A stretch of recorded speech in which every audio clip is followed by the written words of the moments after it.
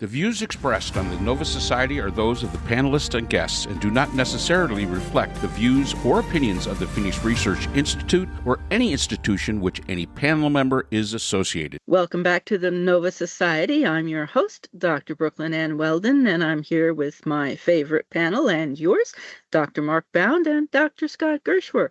Today we will be answering listener emails, and we have a question from Raymond, who lives in Louisiana. Who lives in Louisville, Kentucky. Goodness. And Raymond Louisiana, Kentucky. Yeah. Louisville, Kentucky, wow. Louisiana. Yeah. Wow, I really made a mistake there. Sorry, Raymond.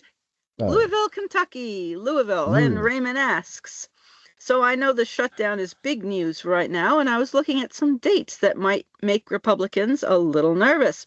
This Tuesday, the air traffic controllers will miss their first paycheck. The military is set to miss their checks on October 31st, unless some other anonymous, in quotes, donor comes through, which I'd also like to hear your take on the legality and legitimacy of that little maneuver. And of course, some off-year elections are set for November 4th. And Obama premiums increase, and SNAP, the Supplemental Nutrition Assistance Program, is toast on November 1st. Have we reached a time where Republicans might start to think in terms of not supporting Trump to save their own jobs back home? And as far as the off-year elections on November 4th, I understand that there are actually 52,000 off-year elections across the country. So everyone do check your local elections, 52,000. Local elections, that's not a small number. So see where you can get out and vote and make a difference in your own local elections and your own local governance. And so what do we think? Will Republicans get a little nervous, or are they all going to say, oh, it's all the Democrats' fault, it's all Biden's fault, we didn't do anything, it's their fault? Well, if they're not getting nervous, they should. I mean, we look at some of the town halls that are being held. Those are getting kind of brutal. And yes, you're right, Brooklyn. There are a bunch of elections. I mean, right now they're talking about the New York City mayor. They're talking about the governor of Virginia and the governor of New Jersey as being the big ones. But here in my county, we have a special election for the sheriff, because our last sheriff got busted by the feds stealing money and drugs. So he's out after 20 some odd years, and stealing from the Police Benevolence Fund. And yeah, mostly it's school boards here, but they're not inconsequential. These are not inconsequential. The school board's important. Do you want a school board that's going to ban books or not? So you got to think in those terms. But as far as these dates, and now this was written last week, Tuesday, the air traffic controllers, that was yesterday for us. That's when that happened. And yes, the military, the 31st, which is this Friday, 2 days from now, they're supposed to miss their paychecks again. We'll get back to the anonymous donor thing. We'll hit that last, I think. And yeah, I think that when people start seeing these premiums for their insurance, for Obamacare, go up the way they're being projected and going up, and SNAP. I know that at a bunch of meetings, I know even the governor of South Carolina, Henry McMaster, who is as Republican as Republicans can get, basically was on and saying, you know what, if you've got the capacity, please donate to food banks. That was a huge theme that he put out there. Please go donate to food banks. Donate. Our Rotary Club meeting was yesterday on Tuesday. And one of the things and again, these are community leaders in this Rotary Club, big club here in biggest club in all of South Carolina is from Spartanburg. And the message was, let's take a challenge. Let's give either money or food to your church, whatever food bank you can find. So they realize the issue that this SNAP being gone could cause. And yeah, the fact is that when you got Henry McMaster, the governor of South Carolina, getting on TV and saying, listen, we got to come together. We need to donate food to food banks to help these people. There's a guy that probably would not disagree with Trump at all, but realizes how bad this SNAP going away is going to be for the people of South Carolina. And South Carolina is one of those funny states. There are the very wealthy and there are the very poor. Your middle class is kind of not, there isn't a lot of middle class. A lot of old money in South Carolina. A lot of old poverty also exists in South Carolina. And I'm sure North Carolina is the same, and Georgia. But so these benefits that we're talking about, these increases that's being caused by this shutdown, they're going to impact a large portion of the population. And as I say, when you've got the Republican governor of South Carolina coming out and making an appeal on television to support these food banks, he thinks there's a real problem coming down the stretch. Both where I am in New York, Governor Hochul, and I believe also Minnesota, Tim Walz, the governor, have announced emergency funds going out to, I think, to food banks or to help cover SNAP because it's ending, as we know, and that's been a great concern. I mean, my community here, my county, is not terribly wealthy. I mean, there are some lovely homes and whatnot, but by and large, this is not a wealthy area. And I saw when I did errands yesterday, actually my first individual in the Walmart parking lot in a camper with a generator living in the parking lot. And I'm really hoping that no one is going to bother that person. And I'm surprised that there's only one camper there. So I'm anticipating that we're going to see, the American public, are going to see more of that. And of course, that's been made illegal. But I'm hopeful, as I said, that no one's going to bother this person. And so many individuals who are, Trump says, well, people can go hungry. We're talking about children. And we're talking about seniors, and we're talking about people who are disabled as well, who are going to be going without food. I mean, we know that people who work for Walmart, for example, and work 40 hours a week, sometimes have to rely on SNAP benefits to cover the shortfall that they have in being able to buy food for their family. In my state of Connecticut, there are 360,000 residents who rely on SNAP. I think most of them probably seniors, but also, poorer people. Governor Lamont has announced that he's allocated $3 million to help curb the negative impact of that. And the money is going to Connecticut Food Share, which stocks food pantries and things like that. So, we're seeing different responses, I guess, to these things, but everybody seems to be on board with, like, we have to take care of our people, except for the federal government. And I think you have to blame the Republican Congress, along with the President of the United States, who really has shown that he doesn't really care about people. He's more impressed with leaders and oligarchs and things like that. And I think that brings us to our anonymous donor problem, because I think the anonymous donor thing is a really, really frightening development in the United States. Yes, I agree. And just to clarify, here in South Carolina, 10.6% of the residents of South Carolina are on SNAP and rely on SNAP. And yes, I know Holcomb said in New York and Walz in Minnesota, but they're Democrats. Henry McMaster, this was a bit of a Republican thing to do, but he recognized, especially when 11%, and I'm going to guarantee you probably over half of that 11% voted for Trump. But when it comes to the anonymous donor, I don't even know about the legality of that. There's no mechanism for it. There's no mechanism for it. My question is, who'd you pay it to? Who decided? Now, the government shut down and the Congress controlled the purse strings. Who made the decision to say, okay, this money is going to the military? Wasn't it Congress, obviously? So who exactly, how did this work? How did it get into that account? How was it justified to put it into that account to pay the military? Now, I'm not saying they shouldn't have been paid. I'm absolutely not saying that. But it is a little strange when you think about mechanisms. How did this happen? I mean, how did this work? And I honestly, I don't think it's legal. No, it's not legal. I don't think it's legal. It's not, because the executive is supposed to carry out the laws that Congress has determined upon, and the House controls the purse strings. And Johnson, of course, is the most flabby.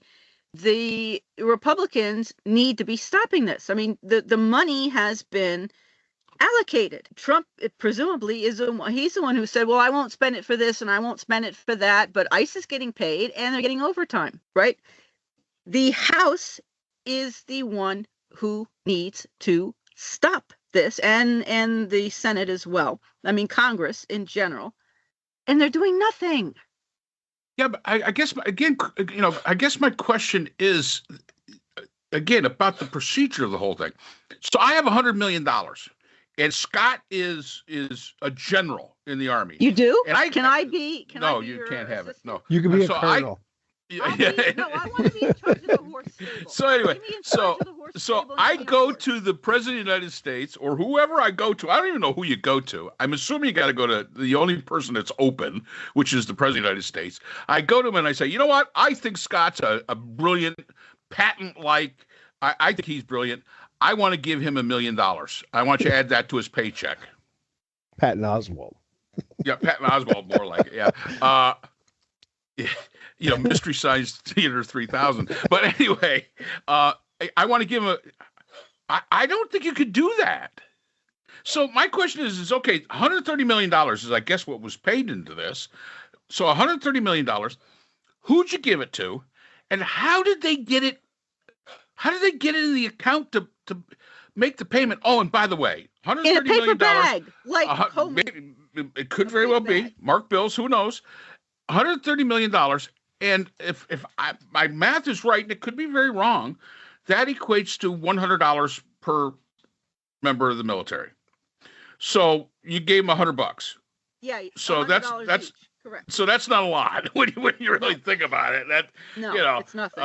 That ain't going to buy you a lot at the local commissary. So I don't know. One of my all-time favorite movies is Kelly's Heroes. Oh yeah, Clint Eastwood and Telly Savalas and Don Rickles and Donald Sutherland is a great movie. This is like Mellon's Heroes. He's decided to buy himself a military, and he's going to pay $130 million to buy himself a military, and he can go, and he said, Donald, my military is ready and waiting to go to war wherever I decide that it's going to go to war, wherever Timothy Milton's best interests lay, send my heroes out and do that. No, there's another $130 million for them, but they come back. The whole thing is just so stupid. It's like oligarchy for one thing, right? Yes.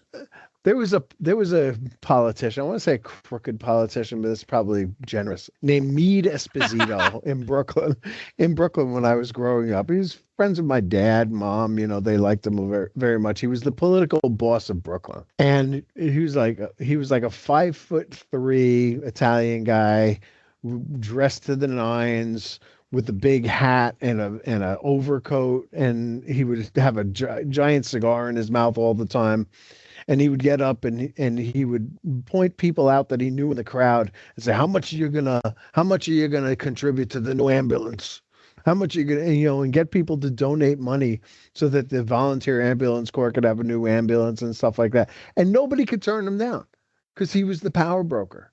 He was the guy who made the lawyers judges and made the teachers principals and, controlled all the mechanisms. We don't want that system. That was Brooklyn in the 1970s. We don't want the United States to become like that. Are you saying we don't want Tammany Hall? Yeah, we don't want Tammany Hall, exactly. But this is a long way to go, Brooke, for you just say Mike Johnson is a spineless piece of shit. And I think one thing that struck me, I saw this the other day. I don't know if the speech was the other day, but Trump just recently apparently said, we passed a really big bill, so we don't have to do anything for the next 4 years, so Congress can just go home. I heard that. Okay, we don't need and so that was recent. Like I saw it recently. I didn't know if it was a recent quote, because he does say a lot of stuff. And I thought to myself, what a great thing. He's going to send Congress home. Now they can do away with the middlemen. Instead of rich people paying off congressmen, they could just donate the money directly to the federal government and have Trump as the head oligarch decide where it goes. I mean, this buys into the whole rentier state theory that I have about where our country is headed right now and how these really, really wealthy people are going to control it. And I heard some politician on the radio yesterday talking about Social Security and Medicare. And all I can think, if somebody says to you, do you have any plan to save, let's say, Social Security? And not one of them will say, yeah, raise taxes on the wealthiest people in the country and we can pay the whole thing. Well, it's all paid for.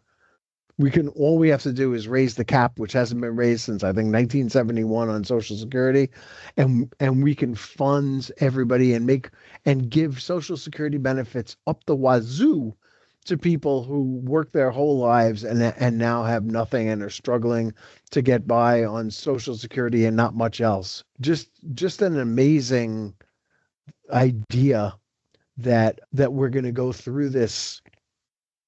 I don't even know what to call it, to turn our government into, a one-man show with a lot of donors who want something, ponying up $130 million to this guy is nothing. And as Mark pointed out, it pays for nothing, accomplishes nothing.